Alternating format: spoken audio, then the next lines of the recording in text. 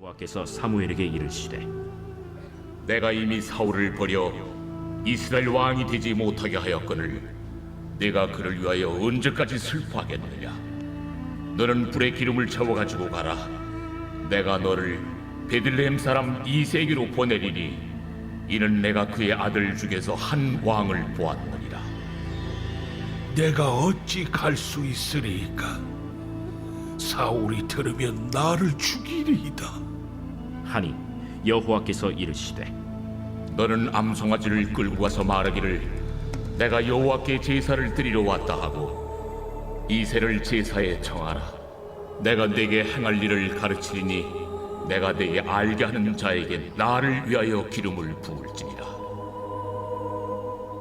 사무엘이 여호와의 말씀대로 행하여 베들레헴에 이르매 성읍 장로들이 떨며 그를 영접하여 이르되 평강을 위하여 오시나이까? 평강을 위함이니라. 내가 여호와께 제사하러 왔으니 스스로 성결하게 하고 와서 나와 함께 제사하자. 하고 이새와 그의 아들들을 성결하게 하고 제사에 청하니라. 그들이 오매 사무엘이 엘리압을 보고 마음에 이르기를 여호와의 기름 부으실 자가 과연 주님 앞에 있도다. 여호와께서 사무엘에게 이르시되 그의 용모와 키를 보지 말라. 내가 이미 그를 버렸노라. 내가 보는 것은 사람과 같지 아니하니 사람은 외모를 보거니와 나 여호와는 중심을 보느니라.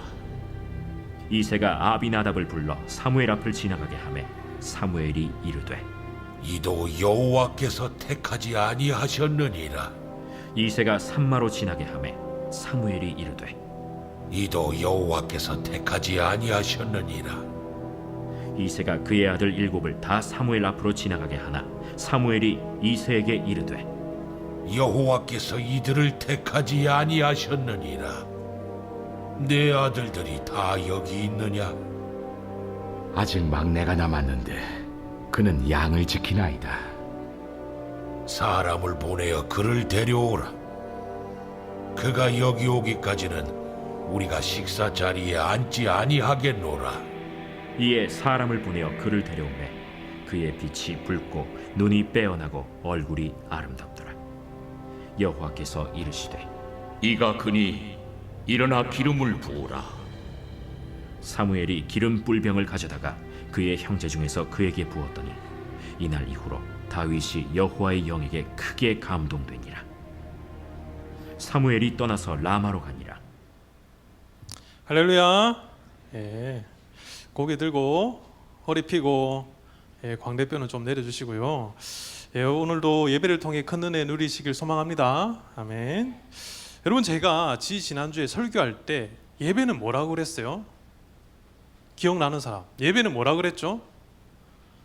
예배는 제가 반응이라고 그랬습니다. 2주 전이라서 기억이 안 날 수 있는데요. 그래서 지금부터 막 열심히 적으려고 막 시작하려는 우리 학생들이 있는데 강루사님 설교는 적는 것보다 반응을 좀 많이 해주시면 되겠습니다. 여러분, 너무 적으려고 막 이렇게 하지 마시고 뭐 아까 전에 뭐라 하더라, 뭐 뒤에서 막 소리 지르고 난리 났던데 그렇게 반응 좀 해주세요. 알겠죠? 요한이 어디 갔노? 그래. 그리고 오늘 우리 또 동혁 선생님 또 중등부 찬양팀 또 이렇게 오랜만에 섰는데 오늘 너무 잘해주셨죠. 우리 격려의 박수 우리 하나님께 올려드리도록 하겠습니다. 저는 이렇게 약간의 떨림이 있는 찬양이나 이런 것들 정말 하나님의 경외함이 느껴지는 그런 찬양이 참 좋은 것 같아요. 자, 여러분 혹시 PPT 띄워주세요. 여러분 웹툰 좋아하세요? 웹툰? 오, 반응 좋아요. 이렇게. 자, 여러분 제가 준비한 게 이게 네이버 장르별 웹툰 순위인데요. 여러분이 좋아하는 웹툰이 있는지 모르겠습니다. 여러분은 어떤 웹툰 좋아하세요?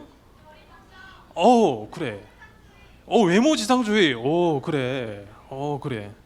뭐 우리 고등부 임원들은 중증 외상센터인가 그거 되게 좋아하더라고요. 넷플릭스도 보고 선생님 그래 좋아하는 친구 있구나. 막 이런 거 얘기하니까 반응 흡수를 잘하네. 그래요. 제가 여러분 설교를 준비하면서 보니까 여러분 요즘엔 조금 주춤하지만 2023년 이 K 웹툰 시장이 2조 원을 돌파했다고 합니다. 집에 뭐 수십억씩 갖고 있나 봐요. 그래요, 여러분. 이 웹툰 시장이 참 대단하기도 한데요. 제가 전에 섬기던 교회 청년부에 한 학생이 실제로 웹툰 작가였습니다. 네이버에 이렇게 연재를 하기도 했는데요. 여기 뭐 되게 많나 봐요, 웹툰 이렇게 작가들이. 그래요. 뭐 어쨌든 무료로 연재하는 거라 이렇게 크게 인기는 끌지 못했지만 연재하는 것만으로 참 대단한 것 같아요. 혹시 우리 친구들 중에 만화가가 꾸민 친구들 있습니까? 만화가는 없나 보네요. 그리고 제가 만화를 참 예전에 좋아했습니다. 그럴 것 같지 않나요? 예. 누구야? 그래. 여러분이 잘 알지는 모르겠는데 몇 년 전에 다시 개봉한 슬램덩크 너무 좋아했습니다. 왼손은 거들 뿐, 그리고 아주 유명하죠. 원피스, 그리고 미스터 초밥왕, 그리고 더 파이팅, 뭐 귀멸의 칼날 이런 것들 재밌게 본 기억이 있는데요. 여러분 만화 너무 좋아하면 성적이 오르기 힘드니까 적당히 보시기 바랍니다.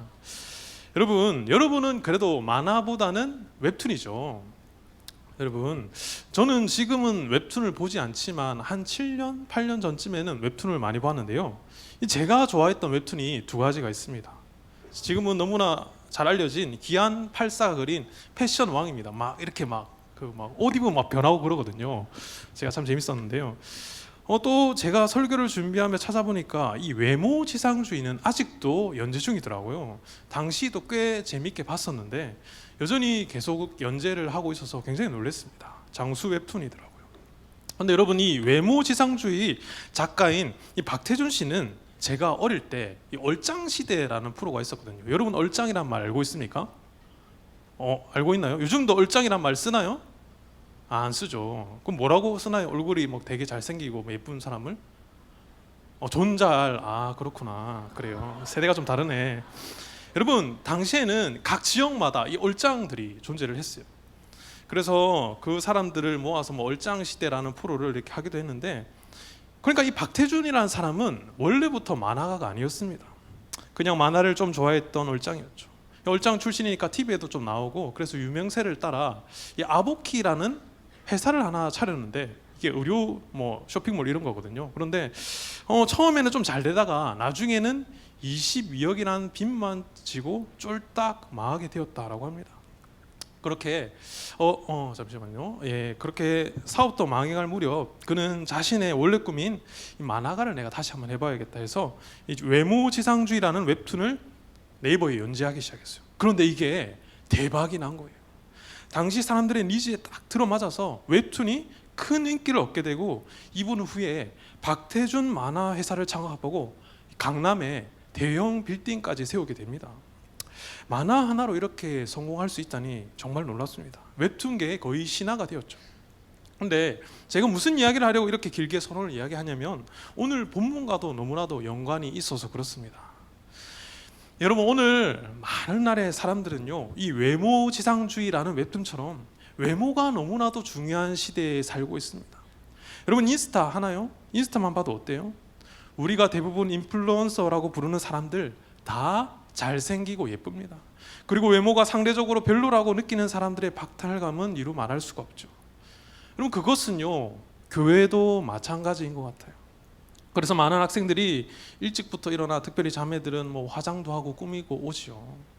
어떤 고3 학생은 7시 40분에 있는 이 제자 훈련에 참석하기 위해서, 오늘 뭐 안 온 것 같은데 5시에 일어나서 화장을 하고 온다 하더라고요. 대단하죠. 여러분, 오늘도 했지만 이 지난주부터 고3 제자 훈련 주제가 슬기로운 신앙생활 이성 교제 편이었는데, 오늘은 조금 바뀌긴 했지만 첫 번째 질문이 고3 학생들에게 자기가 원하는 이상형, 이런 이성 친구와 교제하고 싶다 10가지 적기가 있었는데, 뭐 어떤 내용을 적었냐면 다들 뭐 성격이 중요하다, 예의가 발랐으면 좋겠다, 그리고 취미가 같았으면 좋겠고, 그리고 신앙이 좋았으면 좋겠다, 나만 좋아해 줬으면 좋겠다, 그리고 잘 먹었으면 좋겠다, 이렇게 막 적다가 마지막은 뭐 다 뭐냐면 잘생겼으면 좋겠다, 예쁘면 좋겠다, 이렇게 적더라고요. 여러분, 왜 중요한 것을 뒤에다 썼는지는 잘 모르겠습니다. 물론 이 소수의 학생들은 이 외모를 나는 안 본다라는 의견도 있었는데, 거의 90% 이상이 이 외모를 보고 또 나는 옷도 잘 입었으면 좋겠다, 이렇게 이야기를 하더라고요. 여러분은 어떻습니까? 저는 그래서 이 외모지상주의라는 웹툰이 인기를 끄는 이유가 여기에 있다라고 생각을 했어요. 이 시대에 청년들과 청소년들의 니즈에 잘 맞았기 때문이죠. 실제로 이 외모 지상주의의 주인공 박형석은 아주 못생긴 인물이고 뚱뚱하고 매일 학교에서 괴롭힘을 당하던 인물이었습니다. 그런데 이 박형석이 갑자기 잠이 드는데 완벽한 외모를 지닌 사람으로 몸이 바뀌어서 엄청난 인싸가 되어가지고 유명한 사람들을 사귀는 그런 내용인데요. 7, 8년 전에 봐서 아직도 그런 내용인지는 모르겠습니다. 그러나 분명 처음에 이 외모지상주의라는 웹툰은 사회 문제 풍자로 시작된 것은 틀림없는 사실이죠. 여러분, 오늘 본문의 내용도요, 외모에 관한 내용이 나옵니다. 먼저 오늘 본문을 이야기하기 전에 우리 청소년부 여러분들에게 퀴즈를 하나 내도록 하겠습니다. 성경 실력을 한번 보도록 할 건데요. 여러분, 이스라엘의 첫 번째 왕은 누구일까요? 사울. 좋습니다. 아주 훌륭합니다, 여러분. 자, 사울은 이 베냐민 지파로서 당시 이스라엘 12지파 중 가장 작은 지파에 속했던 사람입니다. 그는 출중한 외모는 있었지만 그닥 자신감이 넘치는 스타일은 아니었어요. 그런데 그가 언제 왕이 되었는지 말씀 한번 볼까요? 우리 사무엘상 15장 17절 말씀 함께 읽겠습니다. 시작. 사무엘이 이르되 왕이 스스로 작게 여길 그때에 이스라엘 지파의 머리가 되지 아니하셨나이까. 왕에게 기름을 부어 이스라엘 왕을 삼으시고. 아멘. 여러분, 그가 언제 왕이 되었다고요? 스스로 작게 여길 그때 왕이 되었다라고 성경은 말하고 있습니다. 사울이 누구보다 하나님 앞에 겸손할 때 그는 이스라엘의 왕이 되었어요. 그러나 우리가 다 아는 것처럼 사울은 하나님의 통치 대리자로서의 왕의 역할을 제대로 감당하지 못했습니다. 여러분, 사울이 실패하게 된 두 가지 원인이 있는데요. 첫 번째는 이 사울이 이 블레셋과의 전쟁을 앞두고 있을 때 하나님 앞에 번제를 드려야 되는데 사무엘이 그 번제를 인도해야 됐거든요. 근데 사무엘이 약속한 시간이 지나도 오질 않는 겁니다. 그렇게 여러분, 사울이 어떻게 했을까요? 사무엘이 오지 않았는데 자신이 직접 하나님께 번제를 드리고 말았어요. 여러분, 그 당시에 번제는 누구만 드릴 수 있었을까요? 제사장만이 가능했습니다. 사울은 제사장이 아니었어요. 그럼에도 불구하고 사울은 하나님의 말씀을 어기고 자신이 직접 번제를 올려드리고 말았죠. 여러분, 이것은 사울 왕의 시험 성적 중 중간고사로 꼽히는 순간이었습니다. 여러분, 그는 중간고사에 F를 맞고 말았습니다. 너무 가슴 아프죠. 만약 이때 사울이 사무엘을 기다렸다면 그의 왕위는 영원했다라는 것을 성경은 말하고 있습니다. 참 아쉬운 순간이죠. 자, 그렇다면 여러분이 한번 시험을 쳤다고 가정해 봅시다. 중간고사가 망했어요. 그럼 여러분, 기말고사는 어떻게 해야 될까요? 기말고사 더 열심히 공부해야 되겠잖아요. 근데 여러분, 이 사울은 기말고사도 제대로 치지 못합니다. 다음은 이 아말렉과의 전쟁인데 이번에도 하나님께서는 사무엘을 통해 아말렉과의 전쟁에서 그들의 모든 것을 진멸하라라고 말씀을 하십니다. 사울은 당연히 일단은 알겠다라고 말을 했는데요. 여러분, 여기서 이 진멸이라는 단어는요, 헤렘이라고 하는데 금지, 봉헌, 그리고 진멸의 의미가 있습니다. 봉헌은 하나님께 바쳐짐이라는 의미인데요. 여러분, 실제로 여호수아가 가나안 땅 정복 전쟁을 할 때도 하나님께서는 이 가나안 민족들을 진멸하라고 말씀하셨습니다. 여러분, 그 당시 이 가나안 땅 민족들은 자신의 자녀들을 막 우상의 제물로 바치는 인신 제사를 행하고 있었거든요. 하나님께서는 그것을 가증히 여기고 이스라엘 백성들을 통해 그들을 심판하게 하시려고 했지만 여러분, 이 여호수아 그리고 이스라엘 백성들은 그렇게 하지 못했어요. 그리고 그 결과로 인해서 이스라엘 백성의 영적인 어둠인 사사기가 찾아오게 됩니다. 여러분, 이 사무엘상의 배경은 그 사사기가 이제 거의 끝날 무렵 새로운 시대를 앞두고 있는 상황이었어요. 그런데 하나님께서는 이번에도 아말렉이 나중에 이스라엘에게 큰 후환이 될 것을 아셨기 때문에 사울에게 그 아말렉 족속을 모두 진멸하라고 했지만 여러분, 사울은 그렇게 하지 않았습니다. 사울은 하나님의 마지막 기말고사를 어떻게 쳤을까요? 우리 사무엘상 15장 9절 세번역 성경으로 한번 읽어보도록 하겠습니다. 시작. 그러나 사울과 그의 군대는 아각뿐만이 아니라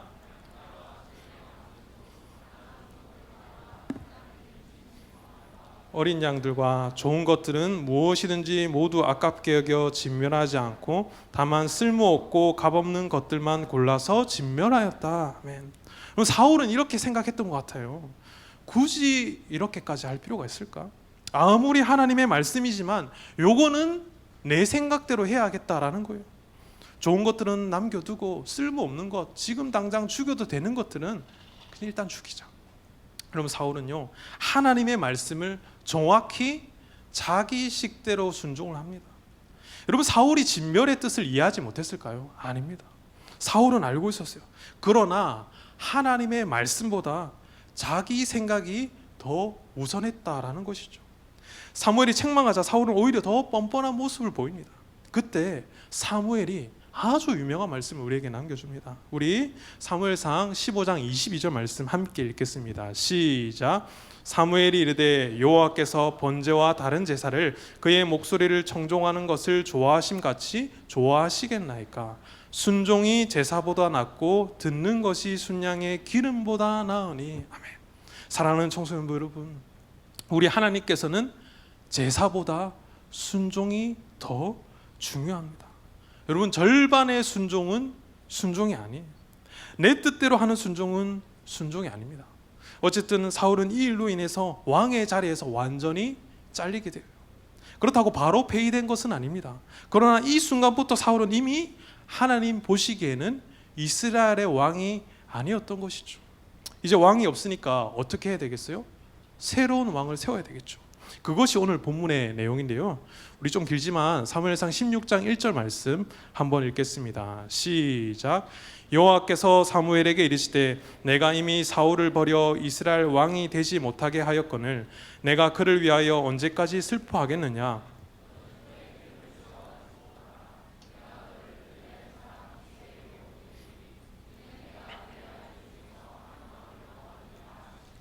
아멘. 여러분, 오늘 1절에 보았느니라 라는 단어가 오늘 설교의 핵심입니다.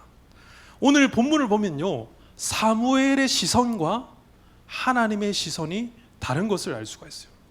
여러분과 하나님의 시선은 동일합니까? 하나님과 같은 곳을 바라보고 있습니까? 아니면 지금 깊은 수면에 빠져들고 있습니까? 바로기는 하나님과 같은 곳을 바라볼 수 있기를 소망합니다. 여러분, 이 보았느니라, 이 보다라는 이 히브리어는 라라는 건데요, 자세히 살펴보다라는 뜻을 가지고 있어요. 오늘 말씀을 보면 사무엘도 분명히 자세히 살펴보았어요. 그런데 사무엘이 보지 못하는 것을 하나님은 보셨다라는 것입니다. 오늘 말씀을 통해 그것을 우리가 두 가지로 함께 은혜를 나누려고 하는데요. 첫 번째는 외모를 보지 않으시는 하나님입니다. 여러분, 사람을 볼 때 가장 먼저 무엇부터 봅니까? 여러분, 사람은 어쩔 수 없이 일단은 외모부터 보는 것 같습니다. 하나님께서는요, 오늘 본문의 사무엘에게 베들레헴에 있는 이새의 집으로 가라고 말합니다. 여러분이 룻기를 잘 알고 있다면 이 이새라는 인물이 얼마나 중요한 인물인지 잘 알 수 있어요. 이새는요, 이방 여인 모압 여인 룻의 후손입니다. 베들레헴에 살고 있었죠. 하나님께서는 이새의 아들 중 하나에게 기름을 부어 왕으로 삼겠다라고 말씀을 하십니다. 그래서 지금 이새의 집에 가서 사무엘은 왕이 될 사람 오디션을 보러 가는 거예요. 그리고 첫째를 보았습니다. 첫째를 보았는데 이 성경에 정확히 말하고 있지는 않지만 첫째 엘리압은 아마도 사울처럼 잘생겼고 키도 컸을 것 같아요. 강하나 목사님처럼 아주 잘생겼고 키도 컸을 것 같습니다. 이제서 아마 장남인 엘리압을 가장 적합한 후보라고 생각하고 사무엘 앞에 먼저 세웠을 거예요.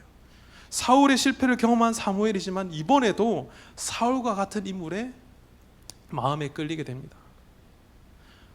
그 말씀이 6절에 잘 나와 있는데요, 그들이 오매 사무엘이 엘리압을 보고 마음에 이르기를 여호와의 기름 부으실 자가 과연 그 앞에 있도다 하였더니, 와, 역시 하나님 정확하시군요. 바로 이 사람입니다.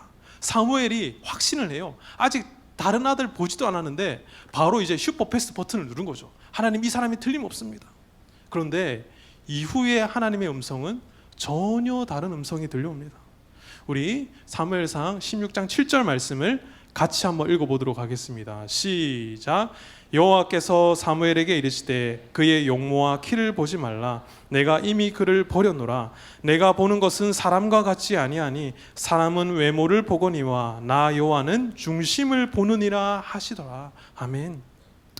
용모와 키를 보지 말라. 여러분, 나중에 사람을 사귈 때 가장 먼저 보면 안 되는 것이 용모와 키예요. 하나님이 보시기에는 그것보다 더 중요한 것이 있다라는 것입니다. 여러분, 사람을 볼 때 용모와 키부터 먼저 보고 판단하는 사람은 회개해야 됩니다. 그런데 본문의 사무엘은 어떤 사람이에요? 자, 선지자예요. 보통 사람이 아니라 하나님의 말씀을 대언하는 이 선지자인데도 뭐부터 봐요? 외모부터 보는 것을 우리가 알 수 있습니다. 사람은 참 어쩔 수 없는 것 같아요. 여러분, 우리 목회자도 안 그러려고 하지만 뭐부터 보게 된다? 외모부터 보게 되는 것 같습니다. 여러분, 제가요 이번에 이 대형교회 명접을 볼 때 저는 이 대형교회에 합격할 사람이 아니었어요. 저랑 이번에 같이 합격한 분들이 6분 모두 이 목사님이신데 아주 경력이 화려하시고 쟁쟁하신 분들이 우리 교회에 오셨어요. 그런데 저 혼자만 목사가 아니라 뭐예요? 강도사예요. 그러면 지원한 분들 중에 저보다 경력이 좋은 다른 목사님은 떨어졌다라는 말이잖아요. 그렇다면 여러분, 제가 어떻게 합격하게 됐느냐? 이렇게 여러분, 일단 서류에 합격하게 된 것은 이력서에 있는 제 사진 때문이었습니다. 담임 목사님께서 직접 말씀을 해주시더라고요. 이원철 강도사는 일단 이력서를 보내 사진이 너무 좋더라, 그렇게 말씀을 해주시더라고요. 제가 이 사진 때문에 1차 서류에 합격했습니다. 한번 보도록 하겠습니다. 예, 이 사진인데요. 여러분, 저랑 비슷합니까? 좀 다르죠? 저도 좀 그렇게 생각합니다. 여러분, 이 이력서 사진 해운대 스펀지 앞에 있는 이 세안 사진관에서 찍어주면 이렇게 나중에 여러분 입시할 때 이렇게 찍어 달라 하세요. 여러분, 물론 이 합격한 후에 면접을 보는데 담임 목사님 말씀하시길 사진과 조금 달랐대요. 그런데 여러분, 제가 어쨌든 이 면접을 잘 봐서 합격을 하긴 했는데요.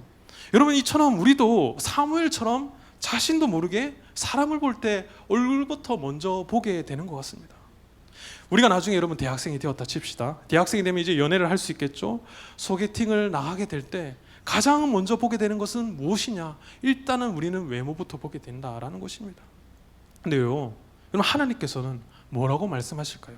사무엘상 16장 7절 말씀 우리 같이 읽겠습니다. 시작. 내가 보는 것은 사람과 같지 아니하니. 아멘. 내가 보는 것은 사람과 같지 않다.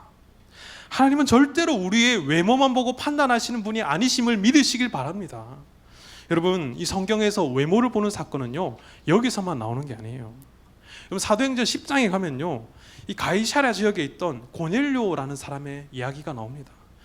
여러분, 여기가 가이사랴인데요, 성경에 나온 가이사랴 빌립보와는 완전히 다른 장소입니다.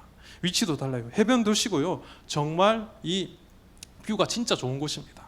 제가 이 울산에 와가지고 다녀본 이 오션뷰 중에 가장 좋은 동네가 강동 지역이더라고요.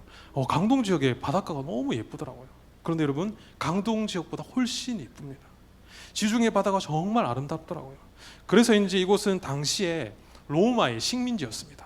지금도 가면요, 당시 로마 시대에 지어졌던 건축물이 그대로 이렇게 많이 남아 있습니다.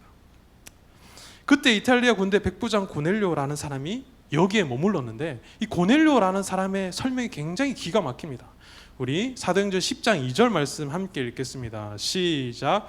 그가 경건하여 온 지방과 더불어 하나님을 경외하며 백성을 많이 구제하고 하나님께 항상 기도하더니. 아멘.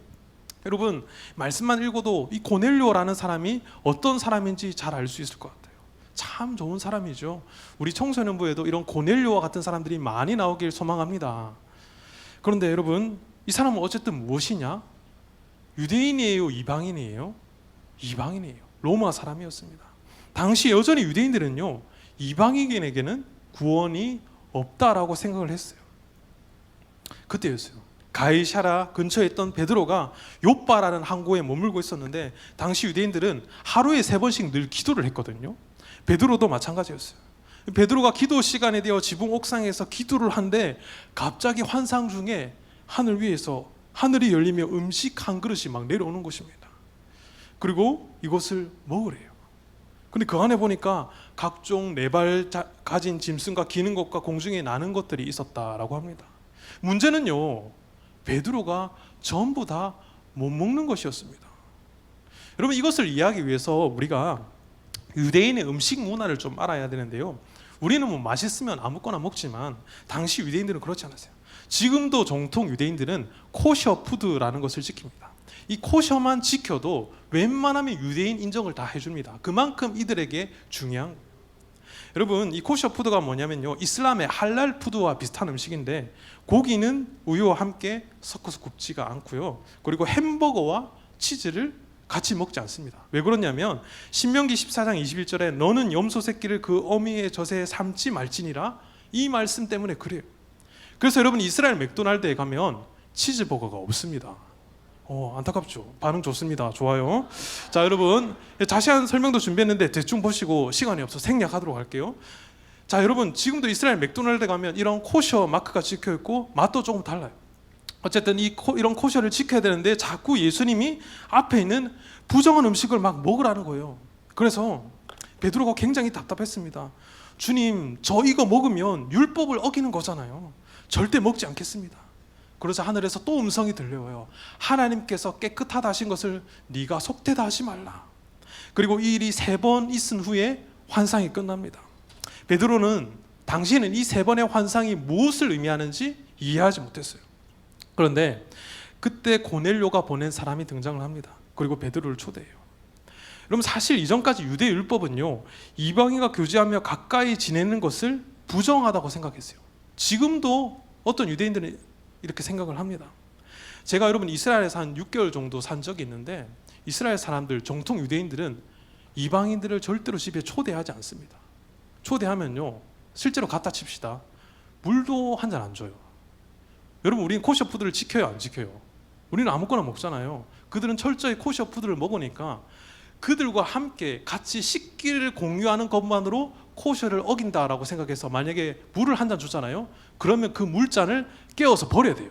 혹시나 입에 접촉이 될까 봐. 그만큼 그들에게는 보수적인 문화가 있다라는 것입니다. 당시 여러분, 예수님을 믿고 있던 유대인들에게도 아직도 이방인은 구원받을 수 없는 아주 저급한 그런 사람들이라고 생각을 했다라는 거예요.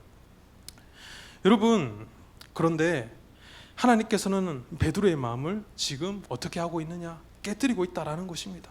베드로가 이 사건을 이해하고 뭐라고 고백하는지 한번 볼까요? 우리 사도행전 10장 34절 말씀 함께 읽겠습니다. 시작. 베드로가 입을 열어 말하되 내가 참으로 하나님은 사람의 외모를 보지 아니하시고. 아멘. 여러분, 하나님이 뭘 안 보신다고요? 외모를 안 보신다라는 것입니다. 그리고 고넬료 집안에 있던 모든 이방인에게 성령을 가득히 부어주시고 본격적인 이방인 선교가 시작되는 것이 사도행전 10장의 내용입니다. 사랑하는 중고등부 여러분, 때로는 우리는 우리의 전통과 풍습이 하나님 나라의 복음을 가로막을 수가 있습니다. 그러나 하나님께서는 환상을 통해서 베드로의 생각을 바꿔주신 것이죠. 여러분, 이어서 바울의 말도 한번 볼까요? 로마서 2장 11절입니다. 이는 하나님께서 외모로 사람을 취하지 아니하심이라. 예수님의 말씀도 한번 보도록 하겠습니다. 요한복음 7장 24절입니다. 외모로만 판단하지 말고 공의의 판단으로 판단하라 하시니라. 아멘.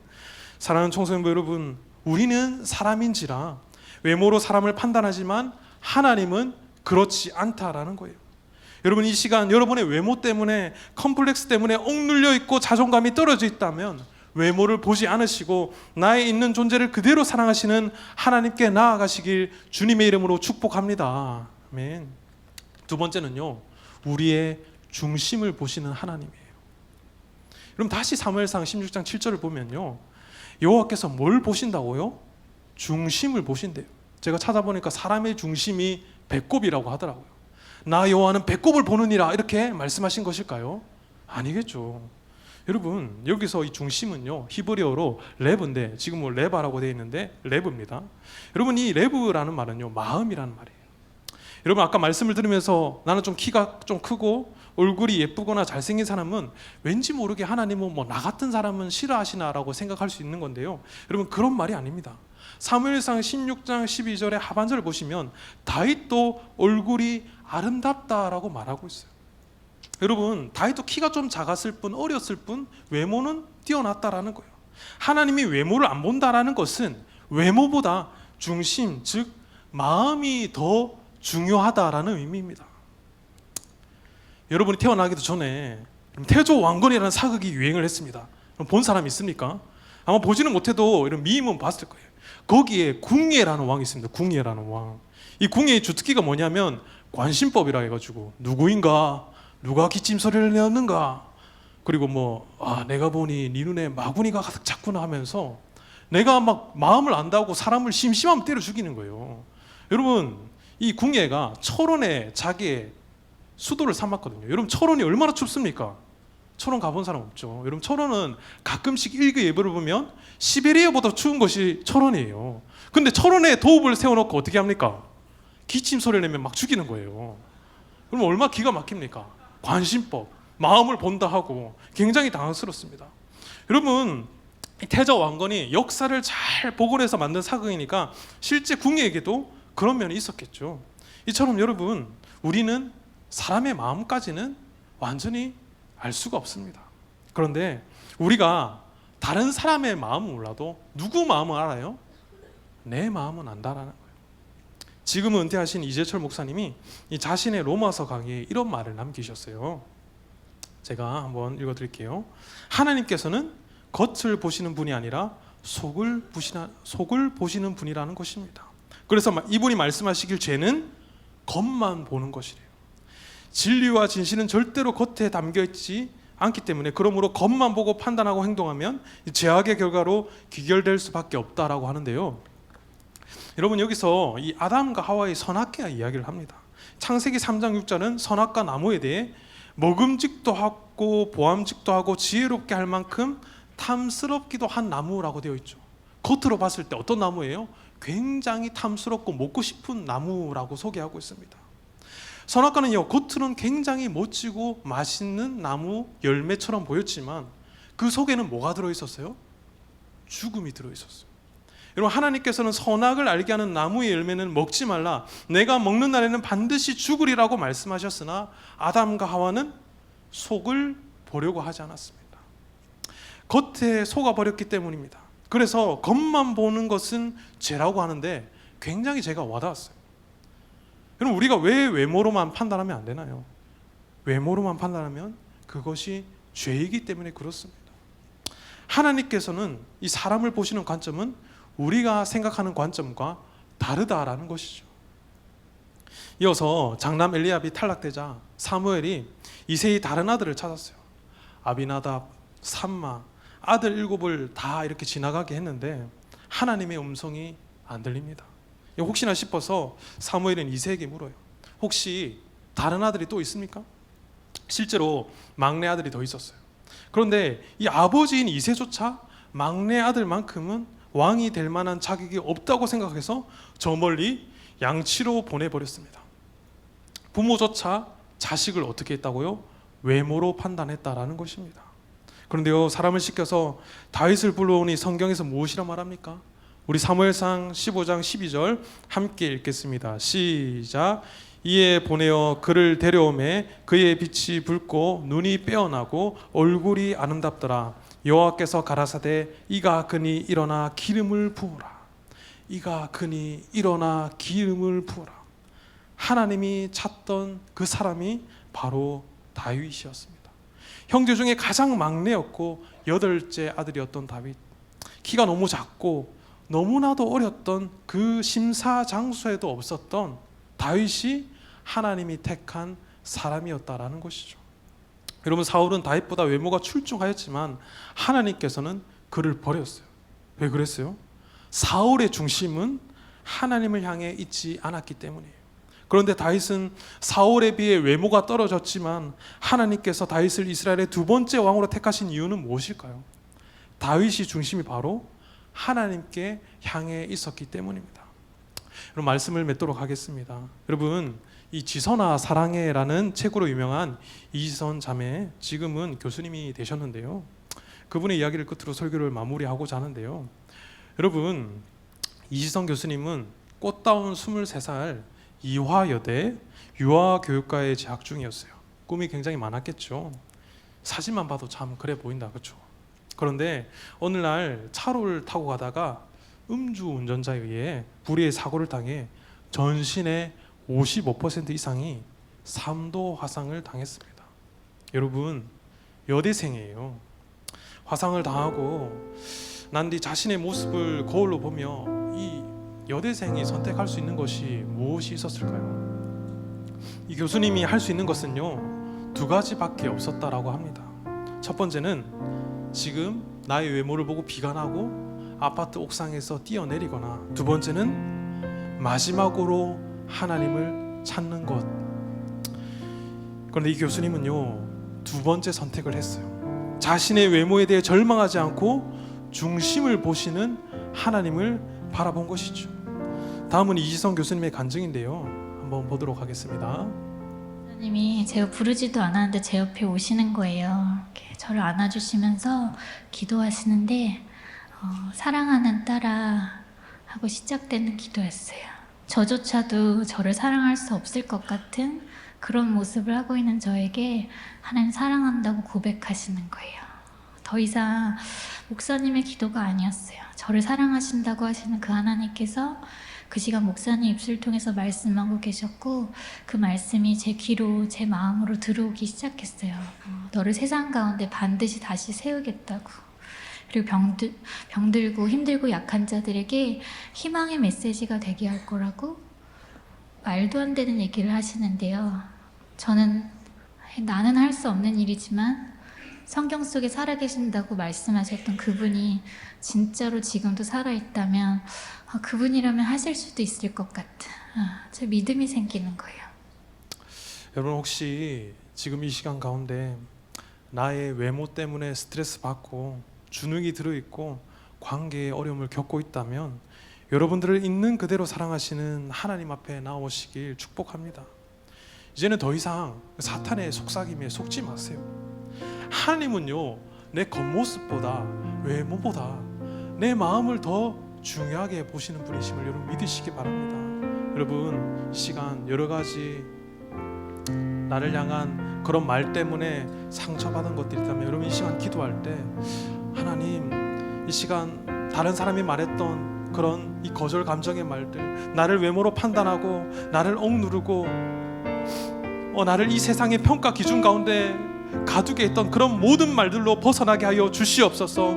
하나님, 이 시간 나의 마음의 중심을 보시는 하나님만 바라보길 소망합니다. 하나님, 나의 모든 그 아픈 감정들이 이 시간 기도할 때 치유되게 하여 주시옵소서. 마음의 중심을 보시는 하나님만 바라보길 소원합니다. 여러분, 이 시간 함께 기도하도록 하겠습니다.